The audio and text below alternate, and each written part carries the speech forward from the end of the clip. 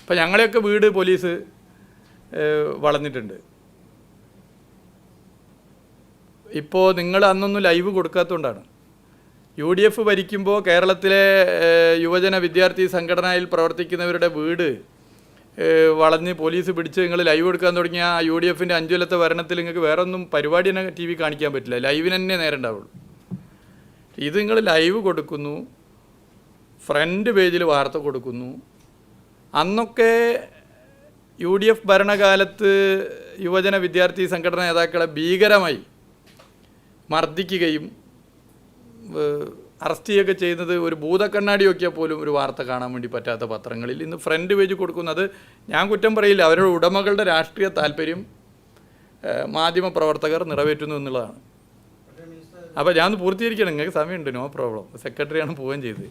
അപ്പോൾ അങ്ങനെ നോക്കുമ്പോൾ പൊതുവേ ഇത് നിയമവിരുദ്ധമാണോ അല്ലയോ? ഇനി നിയമവിരുദ്ധം അല്ല, ഈ ഇപ്പം നടത്തിയ പ്രവൃത്തി ശരിയാണെങ്കിൽ കോൺഗ്രസ് നേതാക്കന്മാരൊക്കെ പ്രവൃത്തി നടത്തട്ടെ. അങ്ങനെ പണ്ട് പല തരത്തിലുള്ള സമരങ്ങൾ അങ്ങനെ നടത്തിയിട്ടില്ലേ? നിയമവിരുദ്ധമായി അല്ലെങ്കിൽ മറ്റു നിലയിലേക്കുള്ള പ്രക്ഷോഭം നടത്തുമ്പോൾ കേസ് വരും, സ്വാഭാവികമാണ്. ചിലത് കള്ളക്കേസ് എടുക്കും. ഞങ്ങളെല്ലാവരും പേരിൽ കള്ളക്കേസ് എടുത്തിട്ടുണ്ട്, സ്ഥലത്തില്ലാത്തവരുടെ പേരിൽ പോലും കേസ് എടുത്തിട്ടുണ്ട്. ഒരു സമരം നടക്കുമ്പോൾ സ്ഥലത്ത് പോലും ഇല്ലാത്തതിൻ്റെ പേരിൽ കേസെടുത്തിട്ടുണ്ട്. അല്ലെങ്കിൽ ഒരു സമരം നടക്കുമ്പോൾ ഭീകരമായി മർദ്ദനമേറ്റ് ആശുപത്രി കിടന്നതിന് ശേഷം നടന്ന സംഭവങ്ങളുടെ ഭാഗമായിട്ട് ഒരു 10 കിലോമീറ്റർ അപ്പുറത്തുള്ള ആശുപത്രി കിടക്കുമ്പോൾ അവിടെ പോലീസുകാരൻ്റെ തലക്കടിച്ചു എന്ന് പറഞ്ഞിട്ട് 10 കിലോമീറ്റർ നീളം എന്തായാലും നമ്മുടെ കൈക്ക് ഉണ്ടാവില്ലല്ലോ, തലക്കടിച്ചു എന്ന് പറഞ്ഞ കേസ് ഞങ്ങളെയൊക്കെ പേരിൽ എടുത്തിട്ടുണ്ട്. ഇത് ദൃശ്യമാധ്യമങ്ങൾ വ്യക്തമായൊരു കാര്യം, പോലീസ് അവരുടെ ജോലി നിർവഹിച്ചു, കോടതി മറ്റു കാര്യം ചെയ്തു. അതൊരു വലിയ സംഭവമായി ഇന്ത്യ ചരിത്രത്തിൽ ആദ്യത്തെ സംഭവമായി ചിത്രീകരിക്കുന്നതിന് പിന്നിൽ രാഷ്ട്രീയ അജണ്ട ഉണ്ട്. അതുതന്നെയാണ് പ്രശ്നം.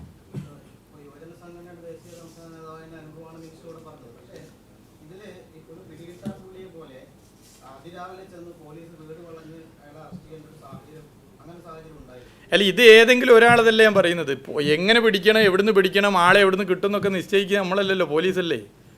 ഇതിപ്പോൾ മുമ്പ് കേരളത്തിൽ ഉണ്ടായിട്ടില്ലേ? ഞാൻ പറഞ്ഞില്ലേ, നമുക്കൊക്കെ ഈ അനുഭവം ഉണ്ടായിട്ടുണ്ട്. ഞങ്ങൾക്കൊക്കെ ഇപ്പോൾ ഈ മന്ത്രിസഭയിലെ പലർക്കും ഇതിന് പുറത്തുള്ള ഇടതുപക്ഷ പ്രസ്ഥാനത്ത് പ്രവർത്തിക്കുന്ന പല മേഖലകളിലും പ്രവർത്തിക്കും, ഞാൻ ഏതേ ഒരാളെ പേര് പറയുന്നില്ല, പലർക്കും ഉണ്ടായിട്ടുണ്ട്. കയ്യാമം വെച്ച് കൊണ്ടുപോയിട്ടുണ്ട്, വീട് വളഞ്ഞ് അറസ്റ്റ് ചെയ്തിട്ടുണ്ട്, വീട് വളഞ്ഞ് അറസ്റ്റ് ചെയ്യാൻ ശ്രമിച്ച് കിട്ടാതെ പോയിട്ടുണ്ട്. ഞങ്ങളെയൊക്കെ അനുഭവമുണ്ട്. അപ്പോൾ അത് അന്നൊന്നും ഫ്രണ്ട് പേജിൽ വാർത്തല്ലാന്നേ ഉള്ളൂ, ഇതൊക്കെ നടന്നിട്ടുണ്ട്. പിന്നെ അതിൽ പ്രശ്നം നമ്മളെടുത്ത് പരിശോധിച്ച് കഴിഞ്ഞാൽ ഇതൊരു ഇല്ലാത്ത സംഭവമാണ്, ഇത് അങ്ങനെ ഒരു സംഭവമേ നടന്നിട്ടില്ല, അങ്ങനെ ഒരാളവിടെ ഉണ്ടായിട്ടില്ല എന്നൊക്കെയാണെങ്കിൽ ആ നിലയിലല്ലേ പരിശോധിക്കേണ്ടത്. അതൊക്കെ എല്ലാവർക്കും അറിയുന്ന കാര്യം. അപ്പോൾ ഇതിൻ്റെ പിന്നിൽ എന്താണെന്ന് വെച്ചാൽ, ഇതിൻ്റെ പിന്നിൽ 2 അജണ്ടകളുണ്ട്. ഒന്ന്, വളരെ രാഷ്ട്രീയമായി ഗവൺമെൻറ്റിനെ മോശമാക്കാനുള്ള ശ്രമം. 2, ഇൻറ്റേർണൽ ഇഷ്യൂ ആണ്, കോൺഗ്രസ്സിലെ ആഭ്യന്തര പ്രശ്നമാണ്. വ്യാജ ID കാർഡ് വിവാദം അതൊരു ദേശവിരുദ്ധ പ്രവർത്തനം കൂടിയാണ്. വ്യാജ ID കാർഡ് വിവാദത്തിൽ കോൺഗ്രസ്സിനകത്ത് തന്നെ കടുത്ത അതൃപ്തിയുണ്ട്. കോൺഗ്രസ്സിനകത്ത് തന്നെ വലിയ നിലയിലേക്കുള്ള രോഷം ഉയർന്നിട്ടുണ്ട്. യൂത്ത് കോൺഗ്രസ്സിൽ തന്നെ പൊട്ടിത്തെറികൾ ഉണ്ടായിട്ടുണ്ട്. ആ പ്രശ്നത്തെ മറക്കാനും അതിനെ വഴിതിരിച്ചു വിടാനും വ്യാജ ID കാർഡ് വിഷയത്തിലൂടെ ഒരു ഭാരവാഹിയ ഒരു വ്യക്തിക്ക് ഒരു താരപരിവേഷം നൽകാനുമുള്ള ഒരു ശ്രമം കൂടി ഇതിൻ്റെ പിന്നിലുണ്ട് എന്ന് കോൺഗ്രസ്സിൽ തന്നെ അഭിപ്രായം വന്നിട്ടുണ്ട്. ആര് എങ്ങനെയുള്ള പരിപാടി അല്ല, കോൺഗ്രസ് നേതൃത്വത്തിലെ ചിലർ തന്നെ ഇതിന് നേതൃത്വം കൊടുക്കുകയാണ്. പ്രതിപക്ഷ നേതാവിൻ്റെ നേതൃത്വത്തിലാണ് ഇത്തരം ശ്രമങ്ങൾ നടത്തുന്നത്. ആർക്കും അറിയാത്തത്? ഈ 2 ഇഷ്യൂകൾ പറഞ്ഞുകൊണ്ടാണ് ഞാൻ പറഞ്ഞത്, political issue, internal organisational issue, ഇത് രണ്ടും.